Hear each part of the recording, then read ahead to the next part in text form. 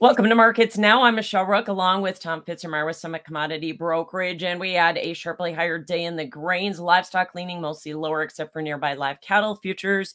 And let's talk about this big rally in the grains, Tom. How much of it was just that the market was a little surprised by the drop in crop ratings? We were expecting it, but maybe not this big. I think that's exactly right. And I think the other thing about it was we've sort of been talking really for the last month or so about how dry things were from far eastern Iowa all the way east. Michigan's been in terrible shape, all the way out to Ohio and Pennsylvania. So it caught the market a little off guard when they dropped the rating so much from basically the Mississippi on west. So I think that contributed to it. And I think the other thing that you can't discount, I mean, it's nice to talk about the crop condition rating, but we also have quite a severe deficit in subsoil moisture. I mean, Illinois, for example, is 85% short to very short. So, I mean, yeah, a lot of times in June, you'll see the crop be sustained fairly well by subsoil moisture when it doesn't rain. But when you don't have subsoil moisture, you need to have some rain, especially as we're heading, 3 weeks probably away from pollination for the early pollinating crop. So these forecasts reaching out the next 2-3 weeks are really going to be important. And at this point, there's not a lot of rain in the forecast. Talk about the yield that you think we are seeing in terms of losses, and what is the market programming in at this point in time? Well, certainly that 182 bushel per acre yield is out the window. That you hear a lot of discussions. If I think a lot of people are sort of in that 176.5 to 178 range at this point. But you get down to 174, and that basically wipes out all that big increase in the carryout for next year that we were looking at. So, and maybe it is going to be down to 174 if it doesn't rain over the next week. So we're really at a critical time here. You start to cut the projected carryout that much, and it's going to really start to attract some attention and attract some buying. The funds had been short corn, unseasonably short, really earlier in the year. That's been covered over the last week or so, and funds are now long corn and beans. And I guess that you have good closes. You close above resistance. You're closing above some of the key moving averages. That's certainly going to continue to attract more buying. Now, as always with the weather market, you're one forecast change away from the whole thing sort of falling apart. But that doesn't seem to be on the horizon at this point anyway. So we did close above, like you say, some major resistance areas and moving averages. And so where do you think we project to now? Oh, I think there's another 30 cents up in corn. I don't think it'd be that difficult to see the December contract work its way up toward 648, 650 range. The November soybean contract up in that 1420 range, I don't think would be that hard to come by. Another 40 cents or 60 cents up. So there's some room for it to move on the upside. Soybeans also got some help from the big rally in the meal market with those meal oil spreads being unwound. And that was really tied to this EPA RFS announcement, wasn't it?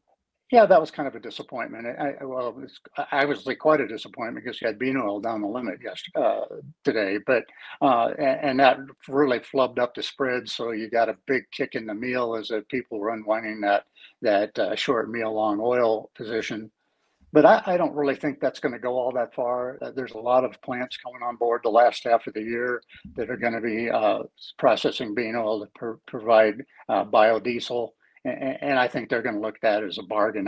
The options were projecting another $1 to $1.50 drop again tomorrow. So that would put that August bean oil, I guess, down around 53, and I think that'll be an area that finds some pretty good support and some buying interest. That'll probably also bring those meal positions back down a little bit. Although as meal benefits right along with that strength in the soybean market itself. So I don't know though. Maybe the whole complex starts to get a bit under it starting tonight or tomorrow morning. Yeah, bean oil, it also hit some major chart resistance too, so that might have been a factor. Sure. Let's talk about the wheat market. We had a 9% drop in spring wheat ratings. Was that part of the drive today, or were we just following corn and soybeans? Well, I think it was primarily following corn and soybeans, but that spring wheat has its own problems. Aside from that, a lot of heat up in that part of the country has got the trade's attention. So there's probably more. There's probably some more go in wheat too. The funds, I think, have pretty much covered their short positions in wheat and maybe starting to likely go long that too. You've got this uncertainty about whether wheat's going to continue to move out of the Black Sea region, with the Russians vowing to not extend that agreement for the Black Sea export corridor. So there's some positive things for wheat, and I think it's going to continue to follow along. And the technical picture in the wheat market is starting to look pretty good too now, isn't it? Oh yeah, all the indicators are pointing higher. It's just like everything else. It's a little overbought, but again, that can continue for a while Right. if everything else is positive.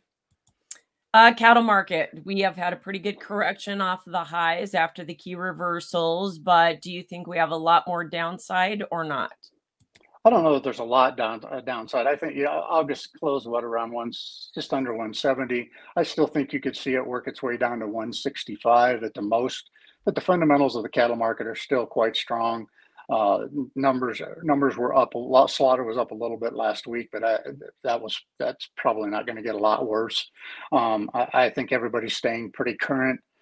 Export demand's been okay.